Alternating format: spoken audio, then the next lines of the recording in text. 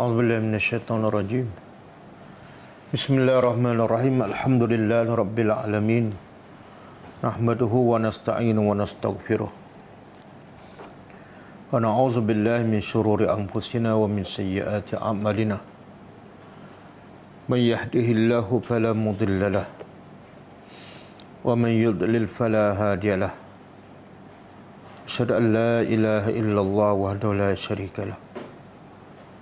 Wa asyhadu anna Muhammadan abduhu wa rasuluh. Subhanaka la ilma lana illa ma 'allamtana innaka antal alimul hakim. Allahumma 'allimna ma yanfa'una wanfa'na bima 'allamtana wa zidna ilma. Allahumma ati anfusana taqwaha wa zakkiha anta khairu man zakkaha. Anta waliyuha wa maulaha. Rabbi yassir wa la tu'assir, Rabbi tammim bil khair, amma ba'du. InsyaAllah kita sambung tadabbur surah Al-Anfal ayat 46. Sebelum tu kita tengok pengajaran ayat lepas.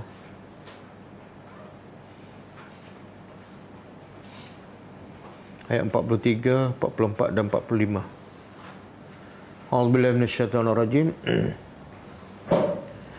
إذ يريكهم الله في منامك قليلا ولو أراكهم كثيرا لفشلتم ولتنازعتم في الأمر ولكن الله سلم إنه عليم بذات الصدور.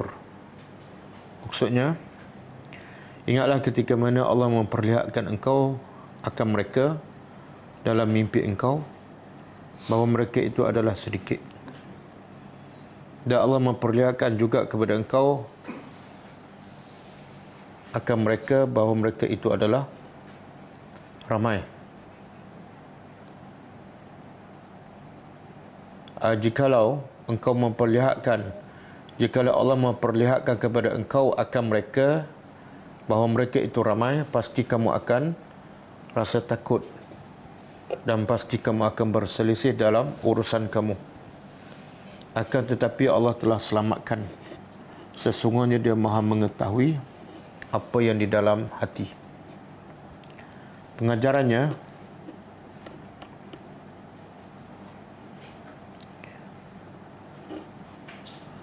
sesiapa yang benar-benar ikhlas menolong agama Allah, pasti Allah akan menolongnya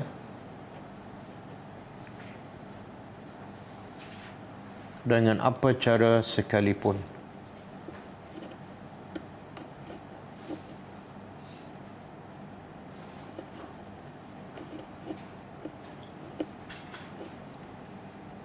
Yang kedua,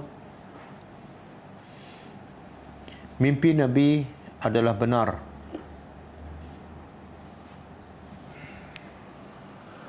Bahkan ia adalah sebahagian daripada wahyu.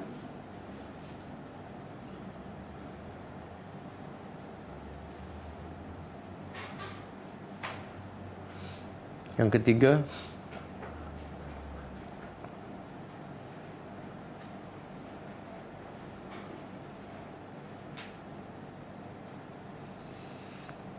antara punca utama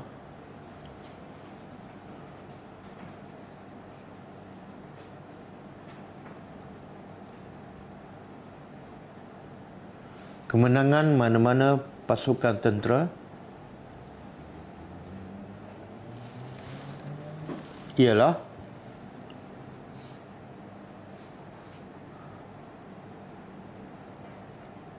apabila hilang rasa takut kepada musuh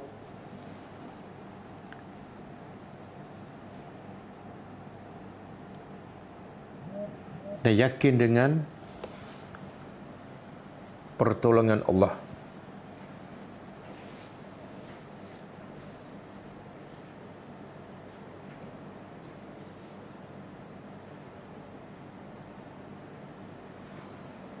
Yang ketiga, yang keempat,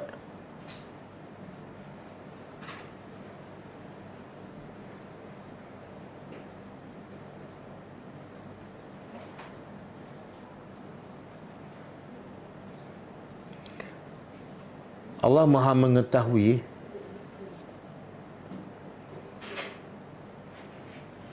apa sahaja di dalam hati orang-orang beriman dan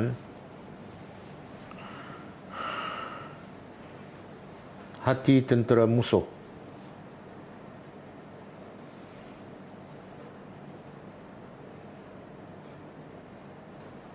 Dan Allah akan melakukan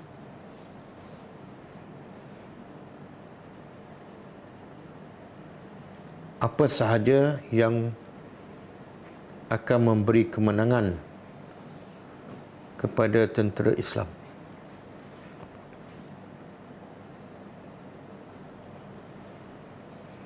Ayat 44. Wa iz yurikumuhum idzal taqaitum fi a'yunikum qalila wa yuqallilukum fi a'yunihim liyaqdi Allahu amran kana maf'ula wa ila Allahi turja'ul umur.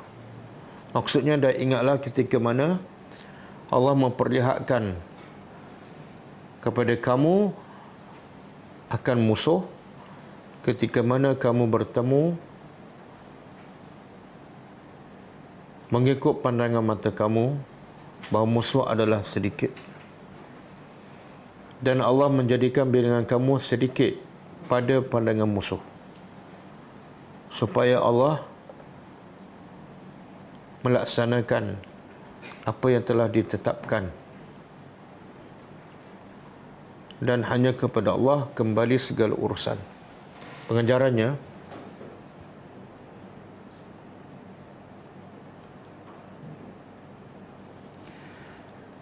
antara punca kekalahan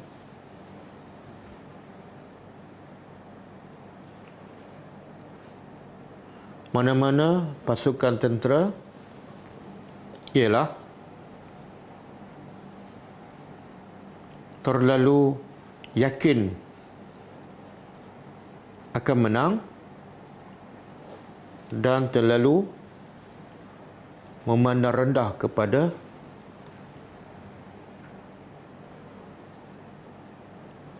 pasukan lawan.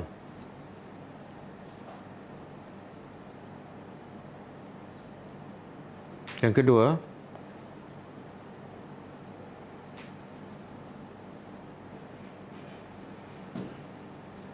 semua yang berlaku di dunia adalah mengikut apa yang telah Allah tetapkan.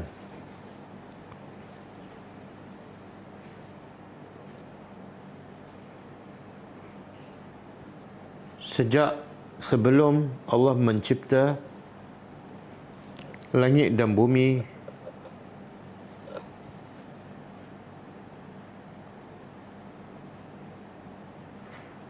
bukan mengikut perancangan manusia.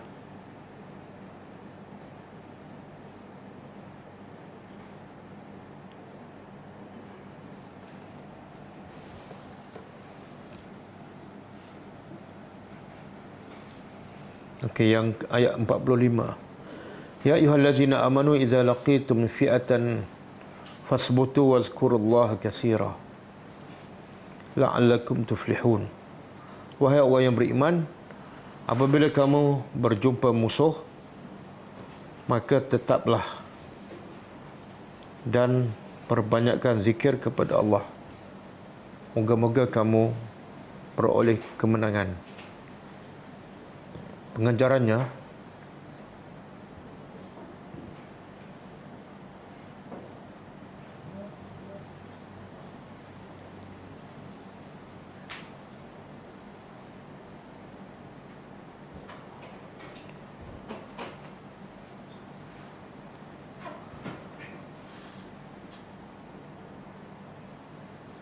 musuh Islam sentiasa ada bila-bila masa dan di mana-mana sahaja.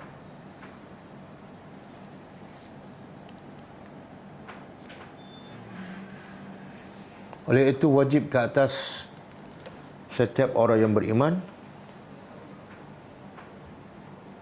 sentiasa bersiap sedia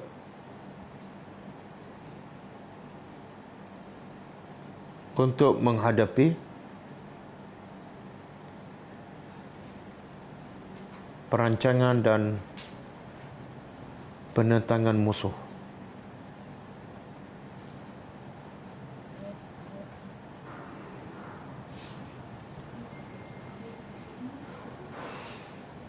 Yang kedua,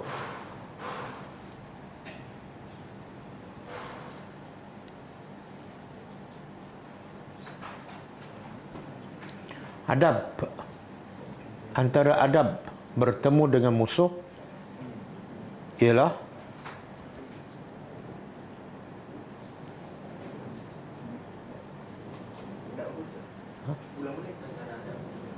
antara adab bertemu dengan musuh ialah wajib tetap dan teguh pendirian.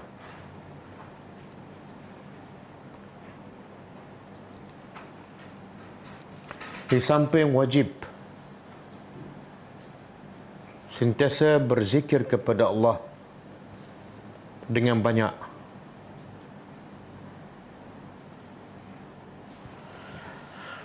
Sama ada dengan hati ataupun lidah.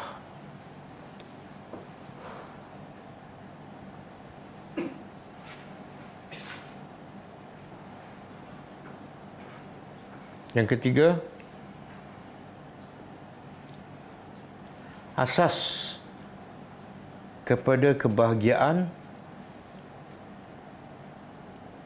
dan kejayaan manusia ialah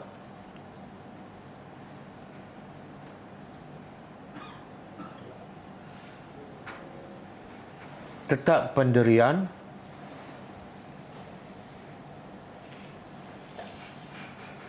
dan sentiasa mentaati Allah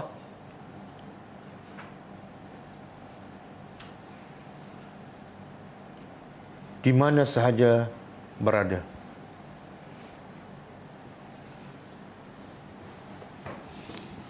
Okey, kita sambut tadabbur ayat seterusnya.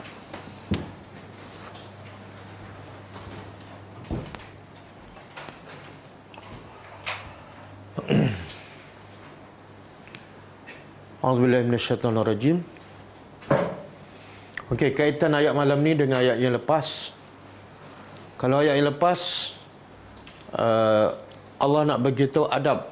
Ada adab tentera Islam apabila bertembung dengan musuh ataupun persiapan yang wajib ada kepada tentera Islam. Apa dia dalam ayat yang lepas? Satu, as-sabat, tetap teguh. Yang kedua, berzikir pada Allah. Maka ayat malam ni adab yang lain. Yang lepas tu dua, malam ni tambahan. Adab-adab ketika bertembung dengan musuh.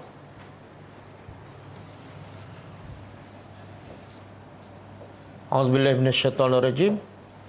Wa ati'u Allah, dan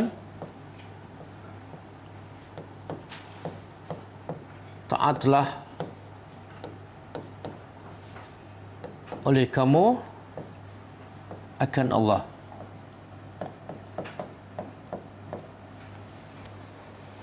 Tak cukup taat kepada Allah, mesti juga taat kepada Rasulnya.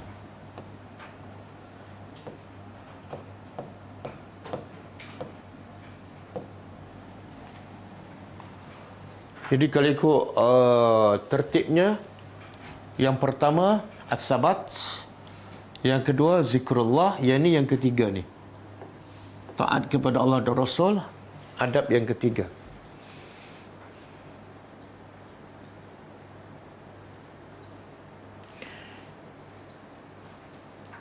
Kenapa taat pada Allah dan Rasul yang ketiga?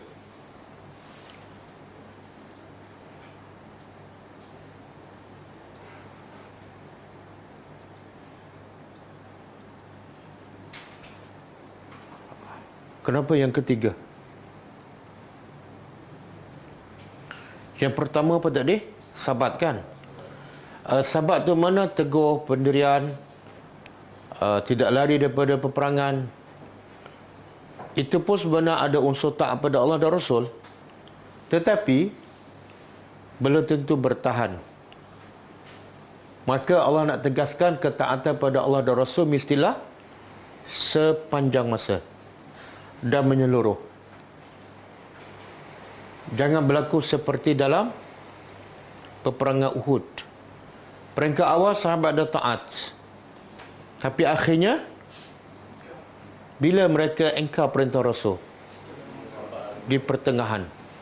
Bila tu? Setelah melihat harta rampasan.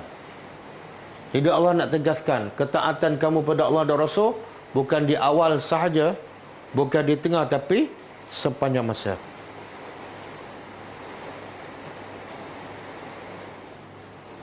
Dan Allah tegaskan di sini juga menunjukkan bahawa taat pada Allah dan Rasul dalam suasana perang sebenarnya lagi sukar dibanding dalam keadaan biasa. Betul kan? Dalam masa perang itulah, tengah-tengah panas, ada musuh kat depan, takut kena tikam, takut dibunuh dan sebagainya. Masa itu juga kena taat pada Allah dan Rasul. Bahkan kena solat juga kan? Dia panggil solat tu al-khawf. Jadi ketaatan pada Allah dan Rasul dalam peperangan sangat-sangat mencabar. Maka Allah tegaskan taat pada Allah dan Rasul. Teruskan. Yang keempat, saya nak tekan di sini, taat pada Allah dan Rasul. Kenapa mesti ada Rasul? Kenapa tak cukup taat pada Allah sahaja?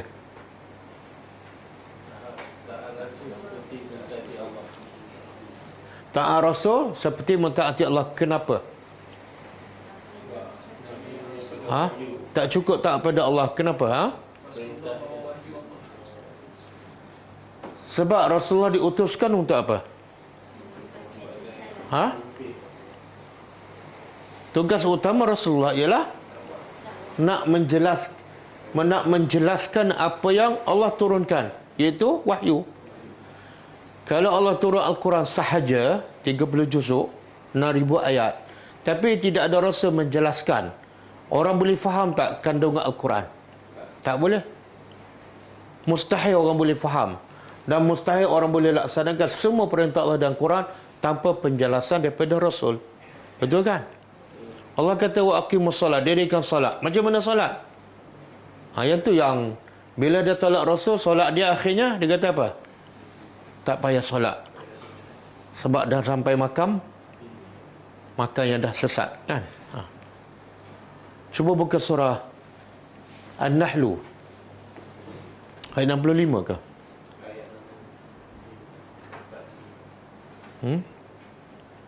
Surah An-Nahlu 64 ke 59. Okey, 64.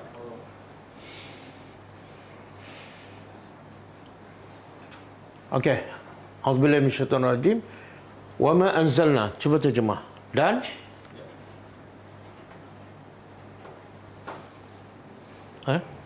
Okey. Wa ma anzalna, dan ma tidak, anzalna kami turunkan alaika kepada engkau iaitu Muhammad, Alkitab iaitu Al-Quran. Tidak kami turunkan pada engkau Al-Quran wahai Muhammad illa kecuali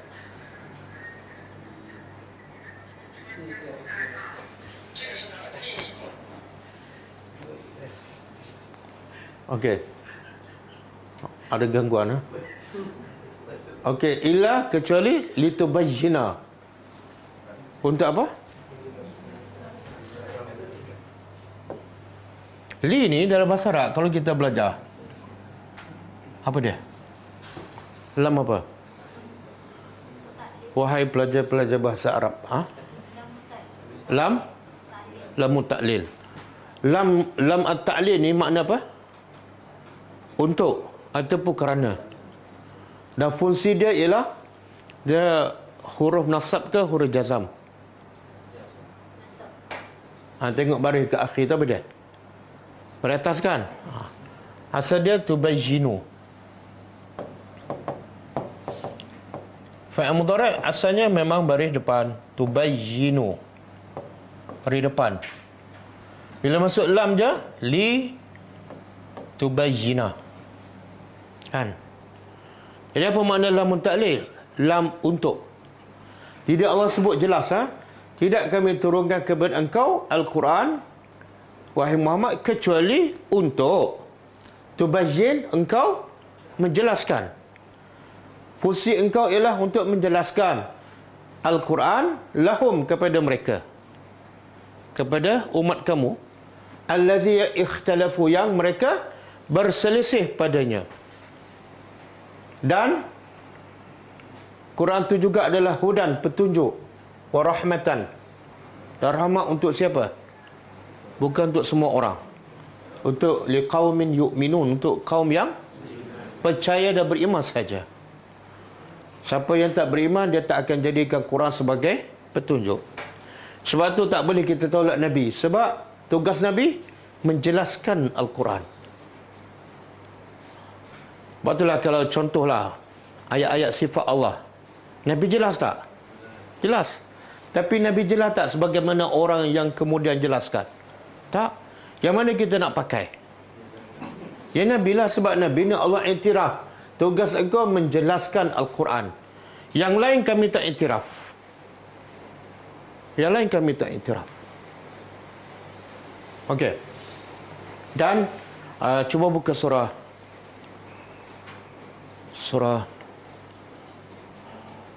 An-Nisa ayat 59.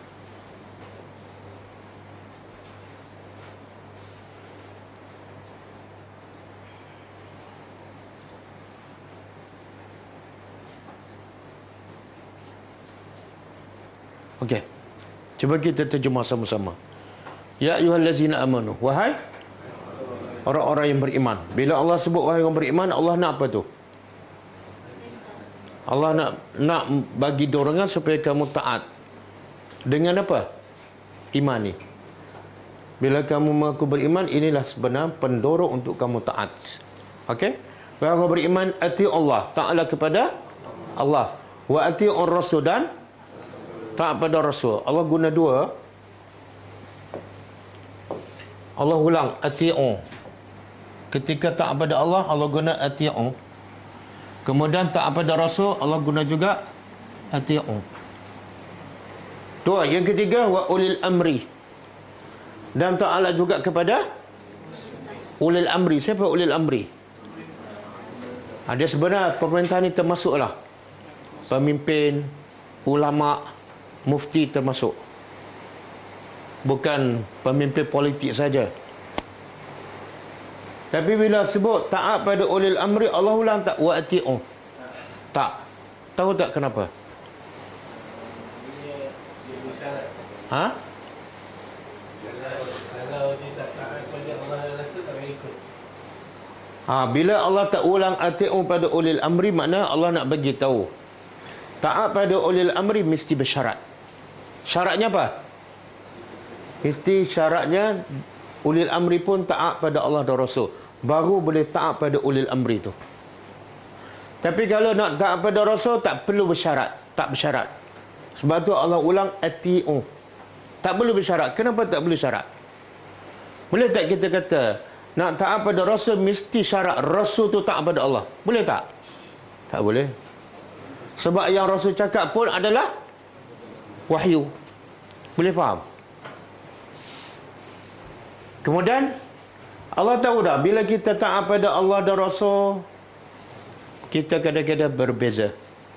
Kalau taat pada ulil amri, lagi berbeza. Maka apa solusinya? Fa in tanaza'tum, maka sekiranya tanaza'tum, kamu berselisih dalam apa perkara ni? Perkara apa ni? Fi syai'in, dalam syai'in dalam bahasa Arab nakirah. Bila nakirah, apa saja masalah. Dalam beragama ke apa ke, kecil ke besar ke.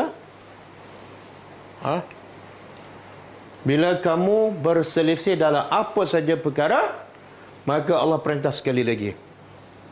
Tadi perintah taat. Ini perintah bila berlaku perselisihan. Farudduhu, maka kembalikan perselisihan itu kepada siapa? Allah dan Rasul. Allah dan Rasul. Ada lagi tak ulil amri? Kenapa tak ada? Masa taat ada, masa berselisih jangan rujuk. Jangan refer kepada ulil amri. Kenapa? Mereka manusia. Ha? Mereka sendiri berselisih. Sebab ulil amri ini manusia. Bila rujuk pada manusia tak akan selesai masalah sampai kiamat. Betul? Lepas tu kita ada 4 mazhab, betul tak? Itu yang betul, yang tak sesat 40 mazhab. Jadi Allah kata bila berselisih jangan rujuk kepada ulil amri. Kalau tak akan selesai masalah. Suara hilang.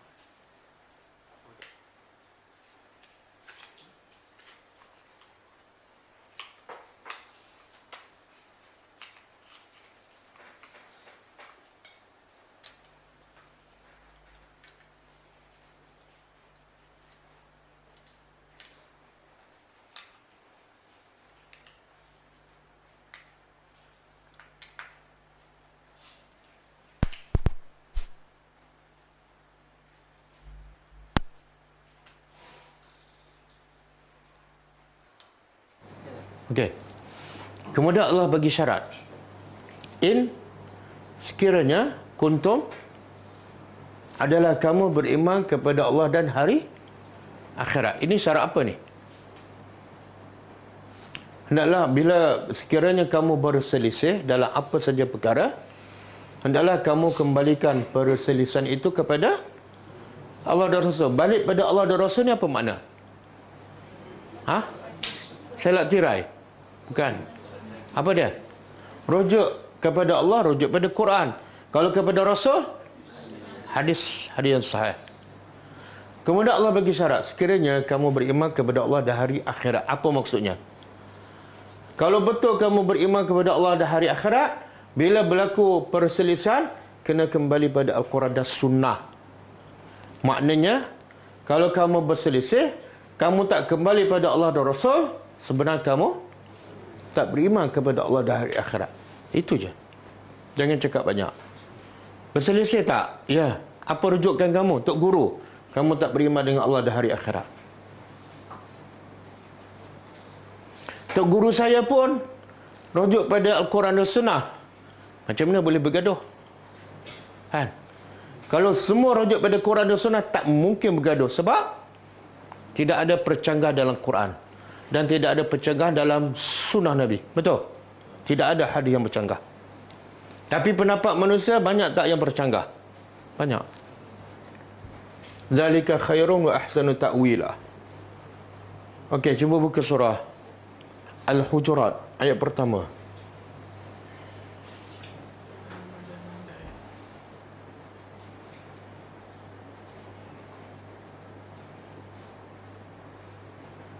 Okey, ayat ini juga menjelaskan setakat mana kewajipan kita mentaati Allah dan Rasul. Ataupun ahli tafsir mengatakan surah Al-Hujurat ini sebenar Allah nak mengajar adab orang beriman dengan Allah dan Rasul. Kita kadang-kadang dengan manusia beradab, dengan tok guru beradab, dengan guru beradab, betul?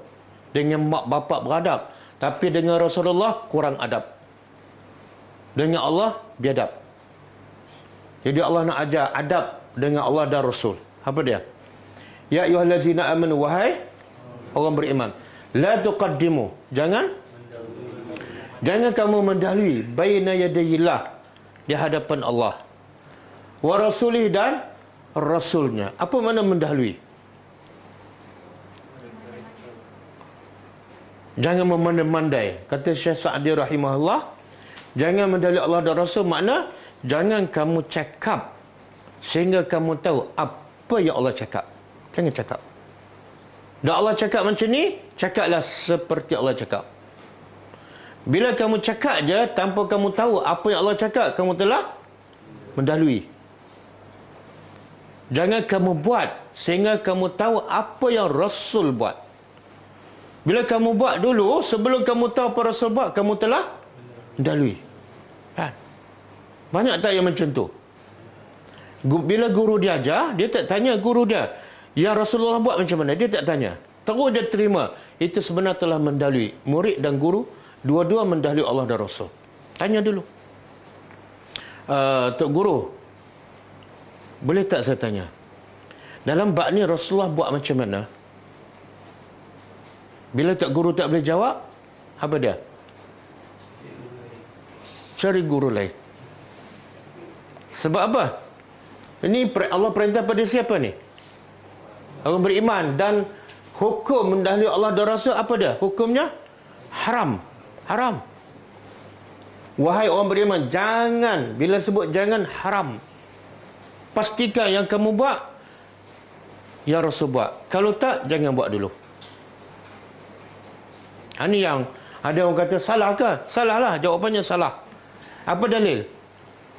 Dalilnya ialah kamu telah mengingkari perintah Allah. Allah kata, jangan dahului, kamu dah buat dulu dah. Seolah Nabi ni, agama yang Nabi buat tak lengkap. Betul? Ada kekurangan, ada kelemahan.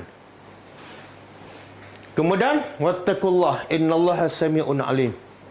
Sesungguhnya Allah Maha mendengar lagi Maha mengetahui. Okey, kita balik pada ayat kita. Kemudian Allah kata taat pada Allah dan Rasul. Sifat yang keempat. Sifat yang keempat. Khususnya bila berdepan dengan musuh. Apa dia? Wala tanaza'u. Dan jangan kamu tanaza'u apa dia? Berselisih. Jangan kamu berselisih. Saling berbantah. Kemudian Allah nak beritahu, sebenarnya Allah nak mencela ni. Bila Allah kata jangan buat, mana perbuatan itu tercela. Boleh faham? Allah nak cela apa ni? Perbuatan berselisih. Tapi Allah kata, kalau berlaku juga berselisih, buat apa? Tanya Al-Quran, tanya sunnah Nabi. Okey, kamu ayat ni Allah nak beritahu akibat. Bila kamu berselisih, apa akibatnya? Apa kesannya? Fatafshalu.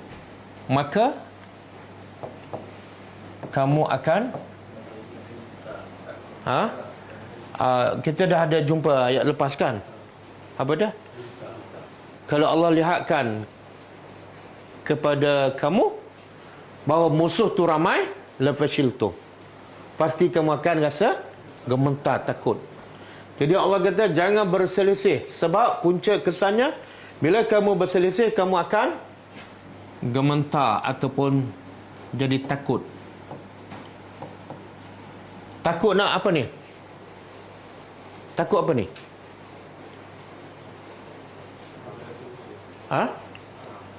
Takut apa ni? Takut nak menghadapi musuh. Yalah, kita duk bergaduh sama kita kan. Bila duk bergaduh macam mana ada keberanian nak berdepan dengan musuh. Dan bila kita takut, membawa satu lagi kesayan, sebenarnya lagi bahaya. Wa tazhaba rihukum. Dan akan hilang rihukum. Rih ni angin. Tapi dalam ayat ni maksud angin tu ialah kekuatan. Kekuatan kamu. Apa kaitan angin dengan kekuatan? Angin ada kekuatan ke? Apa dia? Angin apa yang ada kekuatan?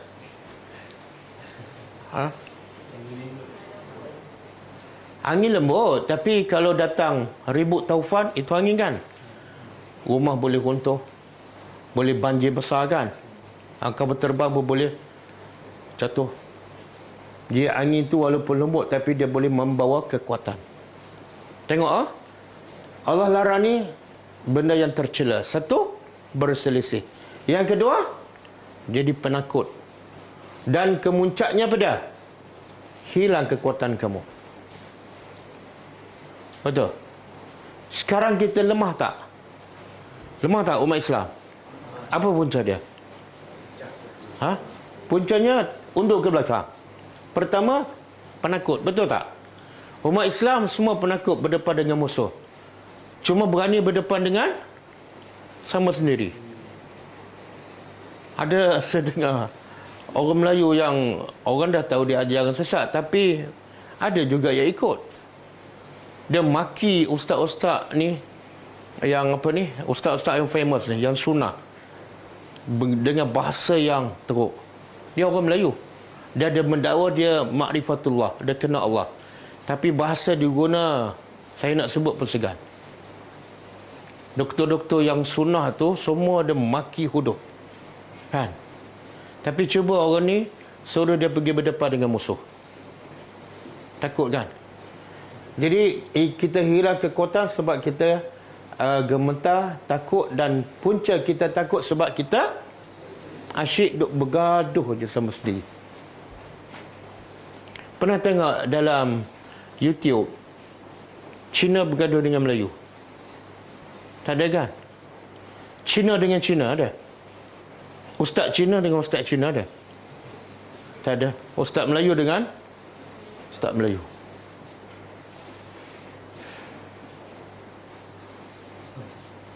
Okey, kita nak tengok apa punca pergaduhan ni. Punca ni tanaza'u, at-tanazu'. Dia mula-mula at-tanazu'. Kemudian pergi pada apa dah? Al-fashal. Kemudian pergi pada ad-dha'fu, lemah. Allah bagi turutan, semua tercela. Mula-mula berselisih, iaitu yang membawa kepada gemetar, penakut, dan akhirnya menjadi lemah. Bila lemah, sebelum berperang dah kalah. Kita nak tengok apa punca tanazu' ni. Cuba buka surah Al-Baqarah yang last sekali. 17 berapa? 176.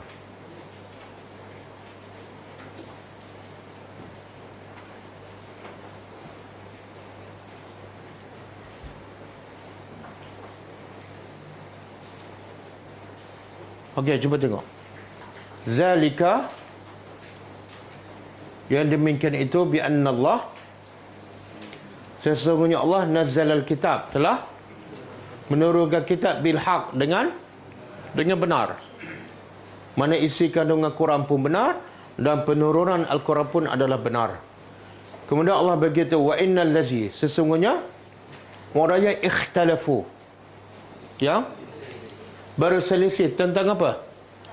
Tentang kitab Al-Quran. Sepatut tak berselisih, sebab Quran yang kitab yang sama, turun daripada Tuhan yang sama kan, dan tidak ada pencanggahan pun dalam Quran, tapi mereka berselisih. Jadi orang macam ni Allah kata la fi syiqaqin ba'id, pasti dalam perselisihan yang jauh. Betul kan? Kadang-kadang tafsir Al-Quran jelas, tapi dia tukar makna. Itu berselisih. Kadang-kadang fawailul lil musalli, dia terjemah apa? Selagi tak khusyuk, tak payah solat. Sebab Allah kata celaka. Betul tak? Dia guna Quran juga. Sama dengan ahli kitab. Ahli kitab guna Quran juga, guna kitab dia juga, tapi dia putar balik. Okey, satu lagi buka Al-Baqarah. Ayat berapa dah? 137. Cuba. Okey. Cuba tengok. Fa in amanu, maka sekiranya mereka beriman. Mereka beriman dengan apa? Mereka beriman bimisli, sekiranya mereka ni ahli kitab lah, beriman seperti ma amantum bi, apa yang kamu beriman, sebiji, jangan berbeza. Maka Allah kata apa? Faqadih tadau, pastilah ahli kitab tu mendapat hidayah. Kalau dia beriman sama dengan Nabi dan sahabat beriman, sebiji, jangan berbeza. Dan Allah bagi amaran, wa in tawallau, Dan sekiranya mereka berpaling daripada apa? Berpaling daripada beriman sama seperti kamu beriman. Separuh beriman, separuh tolak, kan? Yang dia nak dia ambil, yang dia tak nak dia tolak. Maka Allah bagi amaran, fa innama hum fi shiqaq. Maka sesungguhnya hanyalah mereka itu sentiasa dalam perselisihan. Maka Allah bagi jaminan, fasayakfikahum Allah. Kalau mereka bergaduh bermusuh dengan kamu, Allah akan jamin kamu. Allah akan jaga kamu. Boleh? Jadi daripada ayat 178 tadi dengan 137, antara punca perpecahannya apa? Berselisih tentang Al-Quran. Yang kedua, tidak beriman sebagaimana Nabi dan sahabat beriman. Ada perbezaan.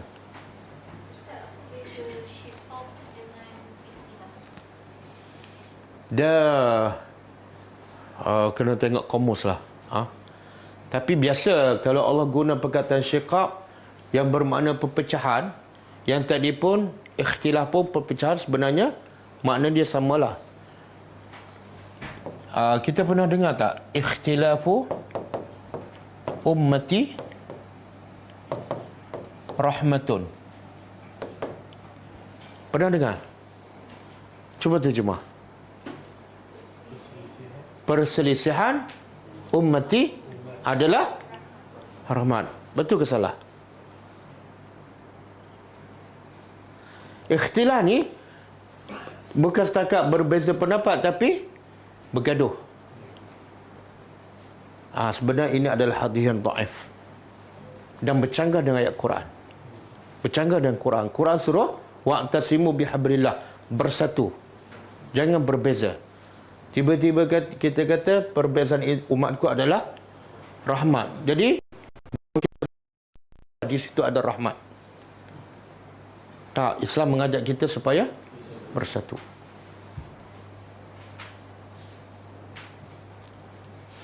Okey. 3, 4. Yang kelima apa dia?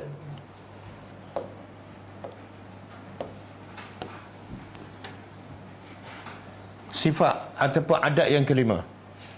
Adab yang kelima, bila bertemu musuh dan kemuncaknya, wasbiru, dan bersabarlah oleh kamu.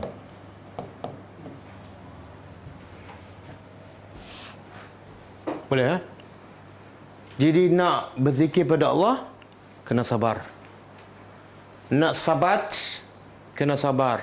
Nak taat pada Allah, kena sabar. Nak taat pada Rasul, kena sabar. Tak nak berselisih, kena. Jadi induk kepada semua adab ni ialah sabar. Sebab tu Allah simpulkan, innallah, sesungguhnya Allah ma'a bersama orang-orang yang sabar. Tengok, ini mahal ni, ma'a. Ma'a apa makna? Allah tu hebat, tapi Allah boleh bersama. Makna orang yang Allah boleh bersama, orang tu memang hebat. Siapa? Sabar. Kan? Allah tak kata Allah bersama orang-orang yang taat. Tak ada ayat. Allah tak kata Allah bersama orang-orang yang berzikir banyak. Tapi biasa kita jumpa innallah ma'a. Makna tahap yang paling tinggi ialah sabar. Betul? Nak buat apa-apa semua kena sabar. Dan kita tahu sabar ada berapa jenis? 3. Pertama, sabar dalam mentaati Allah. Yang kedua, meninggalkan larangan. Yang ketiga, musibahkan. Allah perintah sabar ni dia lebih khusus dalam peperangan, kan? Okey. Ada tak ketiga-tiga jenis sabar dalam peperangan ni? Ada. Apa dia?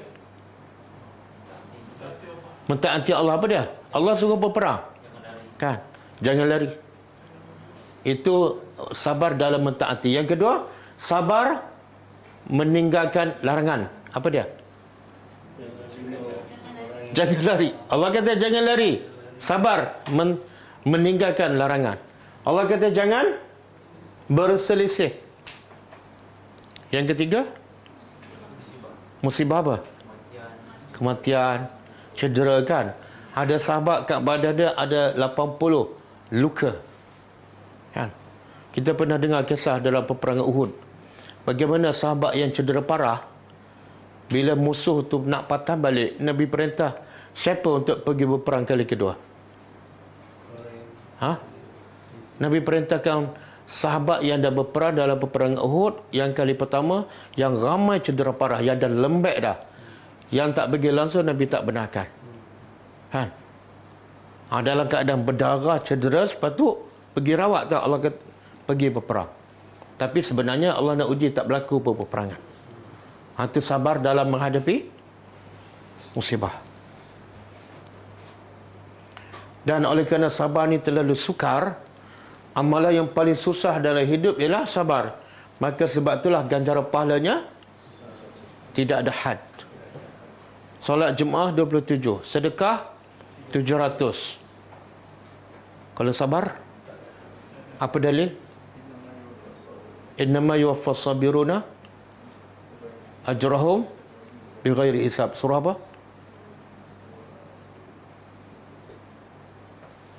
Sebanyak kali dah sebut ayat tu. Tulis sekarang. Surah Az-Zumar ayat 10. Dan tulis 10 kali ya. Surah Az-Zumar ayat 10.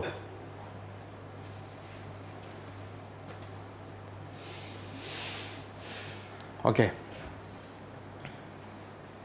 Habis. Berapa tadi sifat dalam berdepan dengan musuh? 5 kan? Dah Allah sebut 5 sifat yang sepatut ada pada tentera Islam, dan sebenarnya di luar peperangan pun wajib ada tu 5 tu.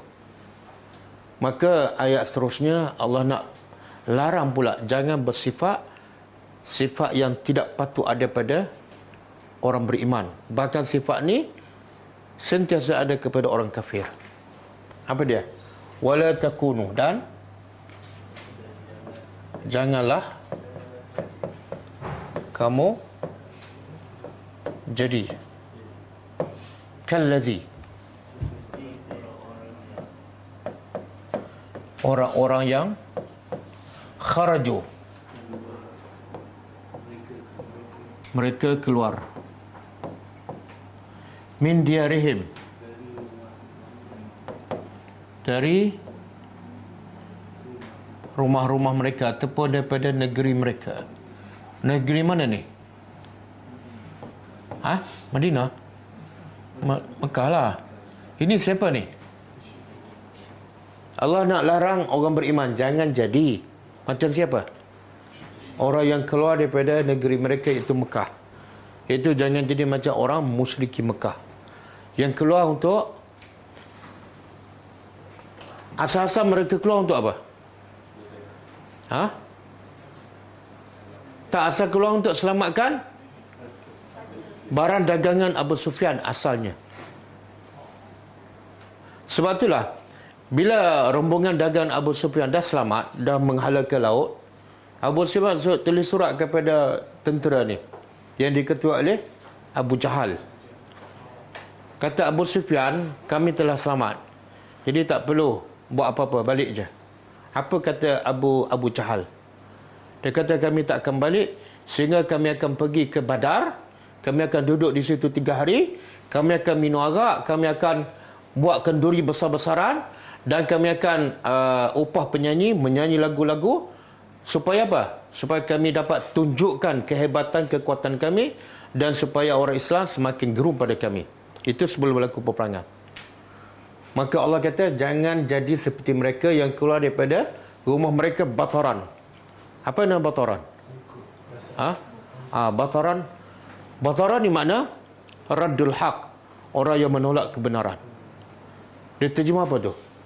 Al-kibru pun ia sombong dalam keadaan sombong. Satu. Yang kedua, wa ria'an nas. Dan ri'a daripada ra'a. Mereka keluar tu, satu kerana sombong. Yang kedua kerana nak tunjuk kehebatan, kekuatan mereka kepada Islam. Ri'a kerana menunjuk.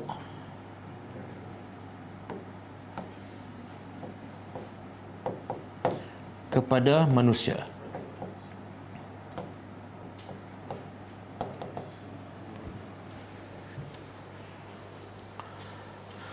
Okey.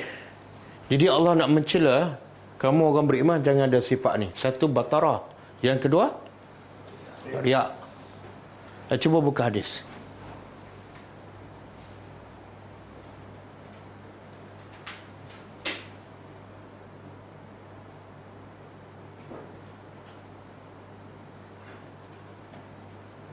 Okey.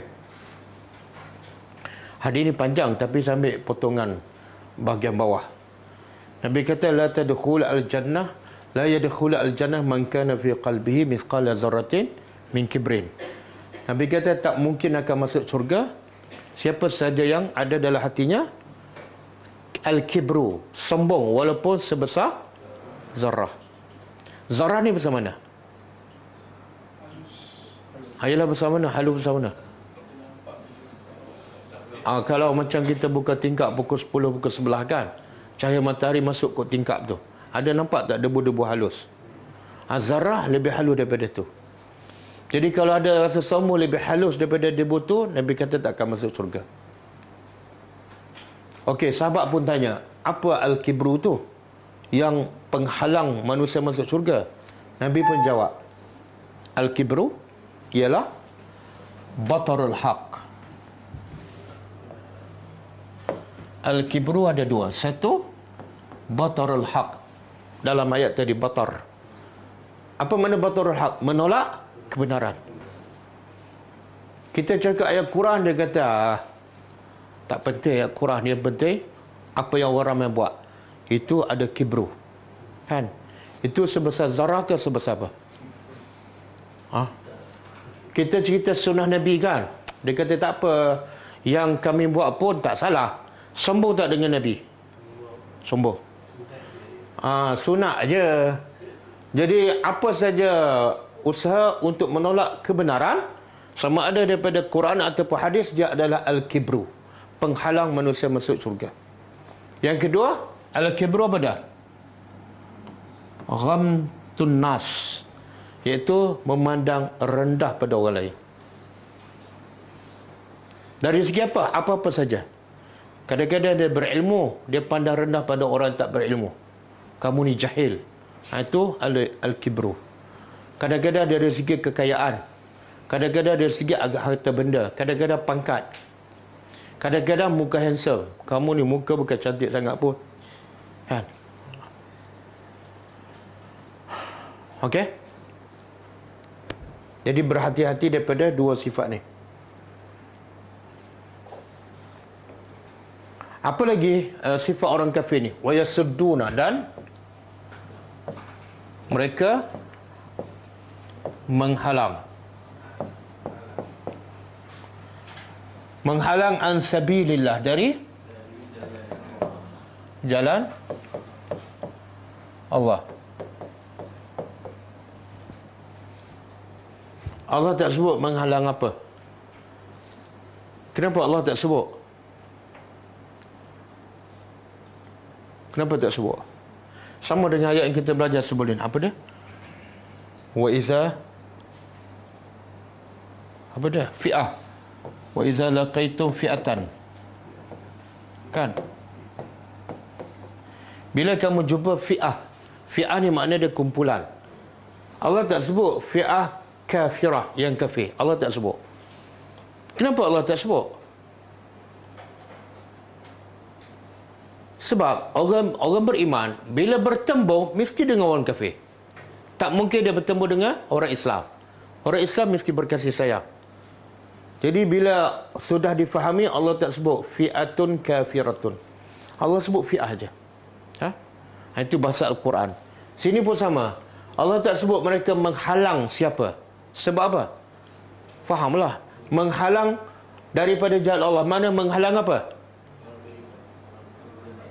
Menghalang orang beriman dengan apa? Apa cara sekalipun. Kadang-kadang tak bagi tauliah.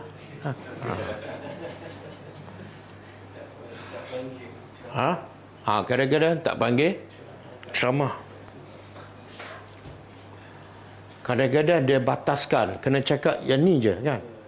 Yang kitab lain tak boleh, kitab kuning sahaja. Itu pun maksud menghalang. Ini sifat siapa ni?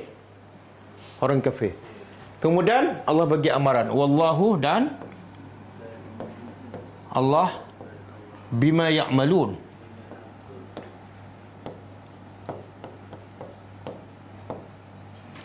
Ya'malun, mereka lakukan, muhitun, maha, muhitun apa dia? Meliputi. Meliputi apa ni? Ilmu Allah meliputi semua apa perancangan orang kafir. Dia datang kerana sombong ke, nak menunjuk ke, tujuan nak menghalang ke, semua Allah tahu. Zahir dan batin. Jadi ayat di akhir ni sebagai ancaman Allah kepada orang kafir. Okey, boleh? Jadi semua ni sifat tercela. Kemudian, kenapa kecil? Tapi ada sampai habis. Okey. Orang kafir ni, kerja utama dia apa dia? Benci pada Islam, sombong kan, menghalang orang Islam. Ada tak rakam proksi dia? Ada. Siapa? Tak. Yang ni rakam yang tak nampak ni. Syaitan, Waiz. Dan ingatlah ketika mana Zayyana apa dia? Telah menghias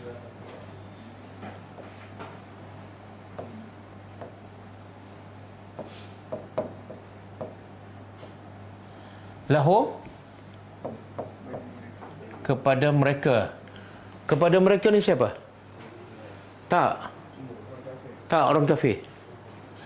Ingatlah ketika mana syaitan menghiaskan kepada mereka, iaitu orang musyrikin Mekah. Kepada mereka oleh syaitan. Syaitan ni sebenarnya bukan makhluk, dia adalah sifat.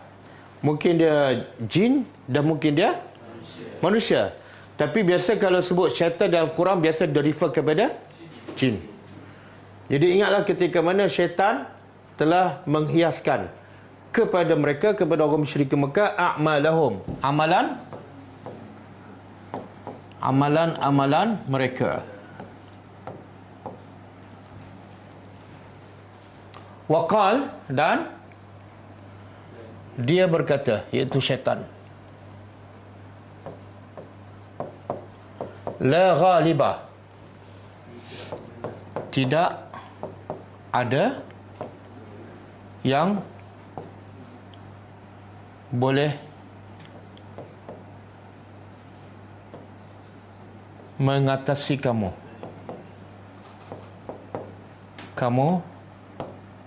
hari ini, al-yaum, hari ini. Mana syaitan bisik kepada siapa ni? Tentera musyrikin. Bila nak berperang, dia bisikkan. Dia kata apa? Kalau kamu berperang hari ini, tak ada siapa yang boleh mengalahkan kamu. Pasti kamu akan menang. Jadi kerja syaitan apa dia? Menghasut. Caranya apa? Bila dia menghias amalan, mana amalan tu elok ke tak? Tak. Samalah kalau dia menghasut orang beriman ataupun orang Islam, dia hasut amalan tu tak elok, tapi akhirnya kita rasa cantik. Contoh apa dia? Siapa ada pengalaman? Cuba cerita sikit. Cuba cerita. Apa dia? Saya yakin banyak pengalaman ni. Cerita satu je.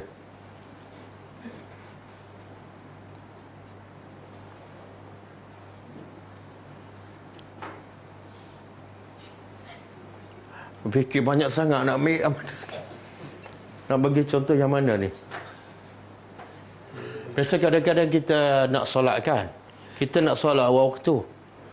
Tapi syaitan bisikkan yang tak elok, tapi kita rasa macam okey je. Apa dia? Biasa kan kita tak pernah tepat dapat solat awal waktu. Ataupun tak pernah dapat takbiratul ihram sah pertama. Biasa tak? 40 hari 40 malam. Tak kan? Tak kan? Itu makna ada unsur penipuan oleh syaitan. Siapa yang menghalang kita daripada pergi awal dan dapat sah pertama takbiratul? Siapa yang menghalang? Syaitan. Betul tak? Takkan bini kita. Okey, macam mana syaitan hasud? Komat lagi kan. Biasa lepas komat, lepas azan tu dia tak komat terus kan. Kan. Lepas tu orang pun tak ramai kat masjid, mesti dapatlah sah pertama. Kan. Lepas tu kadang-kadang tengok telefon kan. Ini bagus ni, soalan ni bagus kalau aku jawab, dapat pahala ni. Padahal boleh jawab je lepas solat kan. Jadi amalan tak elok nampak macam elok. Kadang-kadang nak bangun malam kan. Nak bangun dekat-dekat subuh, nak solat tahajud. Syaitan bisik, apa dia? Awal sikit, sekarang subuh lambat. Subuh lambat. Jadi kalau dapat 3 rakaat tu okey lah, sebab orang lain tak bangun langsung. Tengok-tengok seminggu tak bangun. Ini kerja syaitan. Syaitan kata apa pada tentera musyrikin? Hari ni, confirm kamu menang. Jangan takut. Min dari nas. Iaitu daripada orang Islam. Wa inni, dan sesungguhnya aku jarun. Jarun pelindung. Pelindung. Lakum, kepada kamu.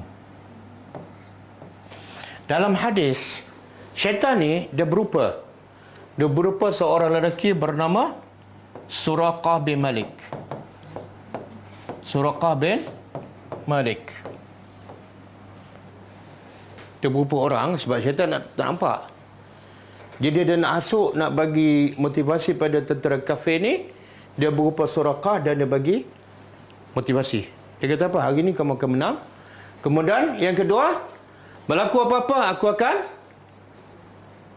pelindung kamu. Ada satu ayat.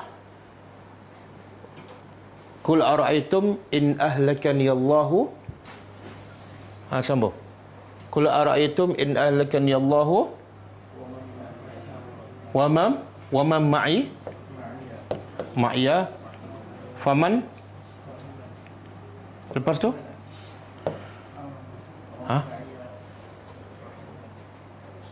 Aw rahimana faman yujirani.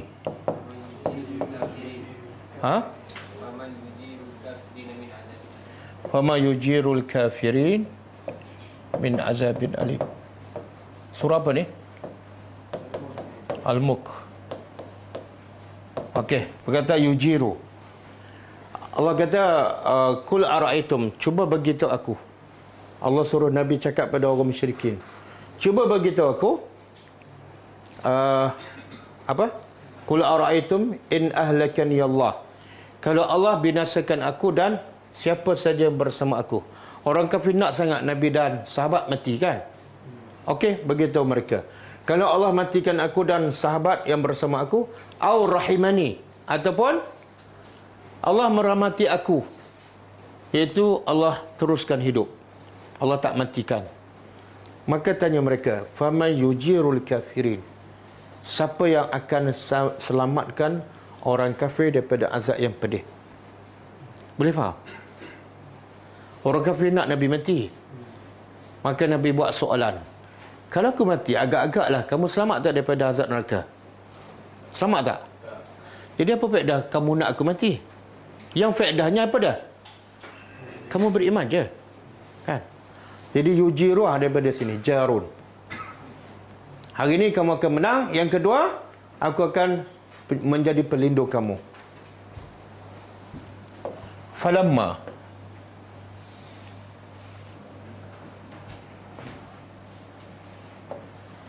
Falamma, maka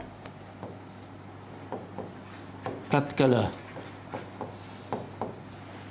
tara'atil fi'atani, dua fi'atani, kalau semalam fi'atun satu kumpulan, kalau fi'atani dua kumpulan. Tara'at saling melihat, mana nak bertembung. Fi'atani dua kumpulan, iaitu tentera Islam dan tentera musyrikin. Naqasa. Apa makna naqasa? Raja'a. Dia berpaling. Siapa dia ni? Siapa ni? Syaitan yang berjanji tadi. Dia undur ala aqibai, ke belakang.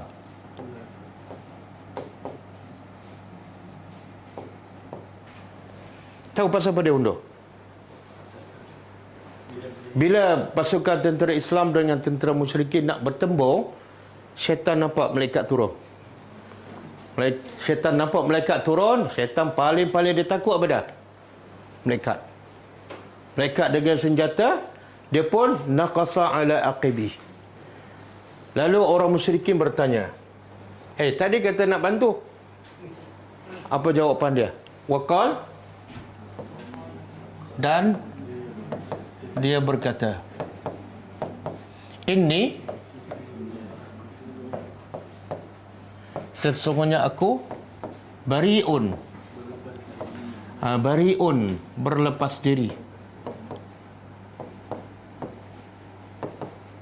minkum, dari kamu. Oh, minta maaf, aku tak masuk campur. Ini perangai apa ni? Syaitan. Ada tak orang perangai macam ni? Aku bantu kamu. Bila ada masalah je, minta maaf, saya ada hal. Siapa sifu dia? Syaitan. Berjanji bila ada masalah, okey, aku bariun. Kemudian dia beritahu lagi. Sebab apa dia bariun? Ini sesungguhnya aku ara. Aku melihat ma la tarawna. Apa yang kamu tidak lihat. Siapa? Malaikat. Aku nampak malaikat turun berduyun-duyun. Aku berlepas diri. Assalamualaikum.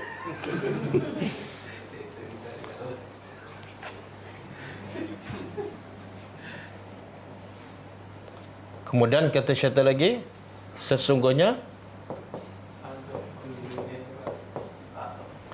inni akhafullah, aku takut pada Allah. Okey, syaitan betul ke takut pada Allah? Ini dia mengaku ni. Ada dua tafsiran. Pertama, dia kata aku takut pada Allah, sebenarnya dia takut pada azab Allah yang akan menimpa dia.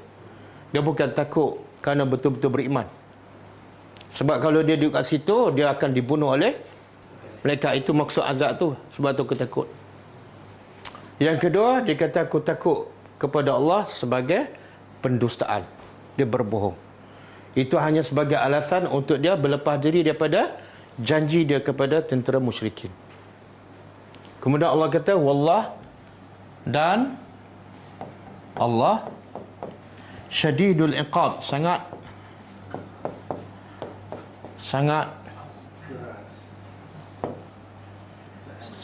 apa, keras ke?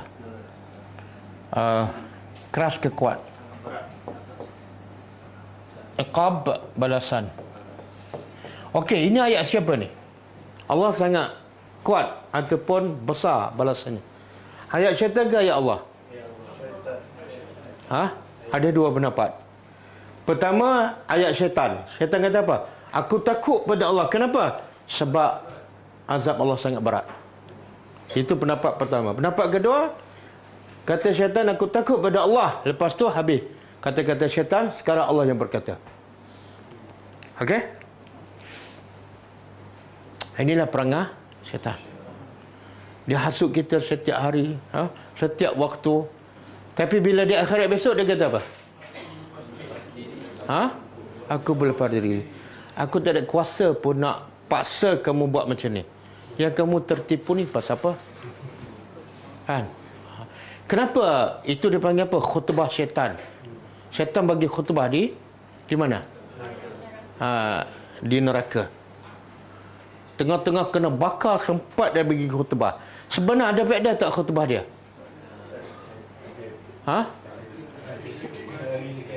Bagi ahli neraka tak ada faedah, tapi bagi syaitan hati dia rasa macam puas. Cuba buka surah Ibrahim ayat 22.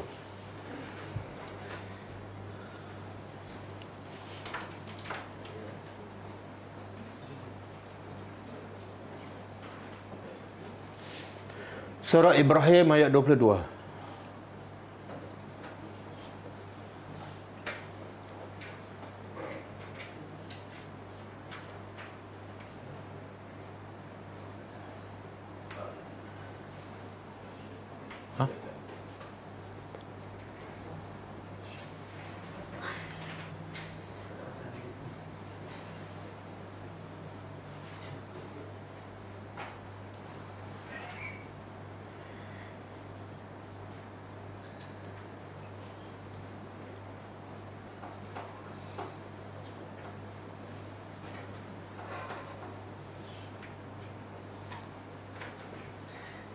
Ada tak pasang power, dia dah habis.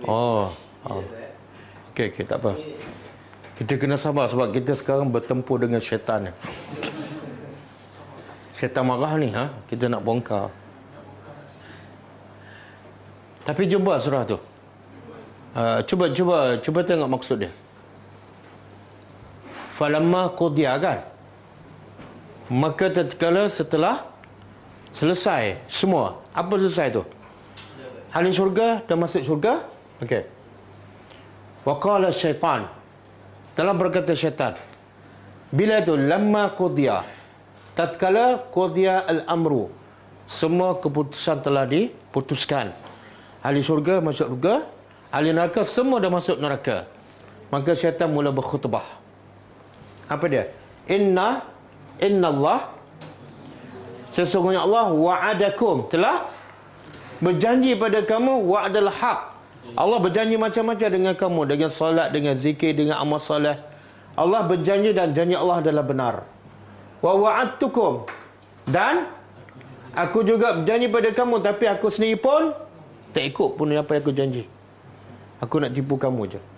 Kemudian wa ma kana li alaikum, dan tidak ada bagiku ke atas kamu min sultan.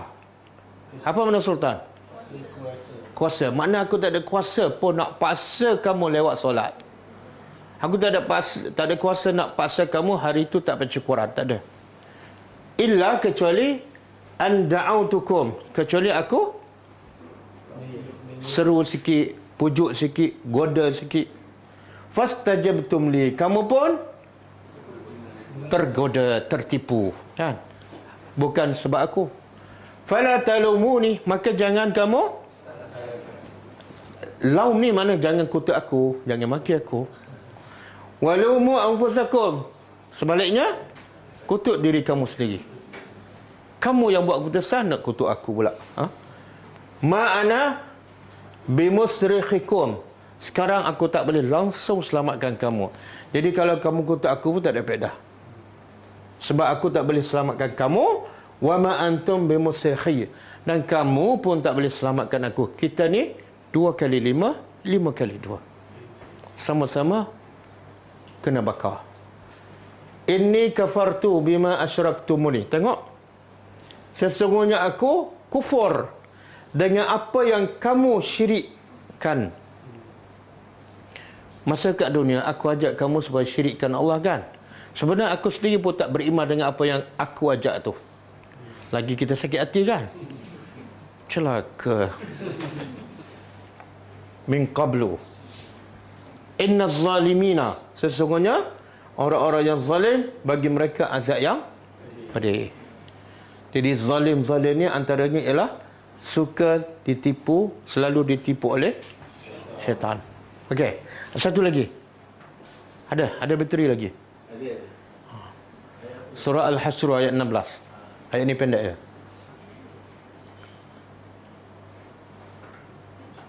Harap-harap lepas ni kuranglah kena tipu kat syaitan. Kalau tak boleh lawa habis-habisan kan. Kita kurangkan peratus. Okey, Allah kata apa? Kama salis syaitan. Seperti syaitan. Izqala. Ketika mana qala li insan, syaitan berkata pada manusia. Apa kata syaitan? Ukfur. Kafirlah kamu. Engkaulah Allah.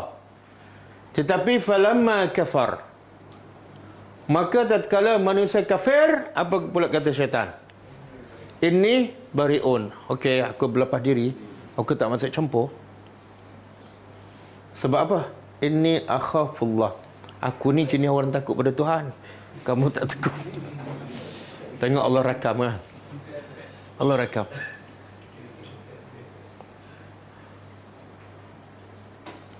Jadi rugi tak ada buat Al-Quran. Okey. Banyak Allah bongkar tipu daya syaitan. Tapi sebab tak tahu, tiap hari kena tipu.